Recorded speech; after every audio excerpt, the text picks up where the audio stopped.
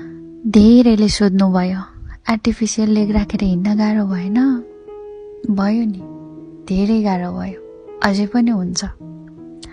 मान्छेले मेरो खुट्टा मात्रै देख्छन्, तर मैले बाँच्ने हिम्मत गरेको देख्दैनन्। मैले गुमाएको खुट्टा मात्रै थिएन, सपना, आत्मबल, आत्मविश्वास, चाहना, हिम्मत, भरोसा सबै एकैचोटि गुमाए। केही गुमाए, केही पछि छुटे, केही त म आफैले त्यागिदिए। तर पनि म रोकिन। मलाई भाग्य र समयले पटक पटक लडाइरह्यो, तर पनि हार मानिन।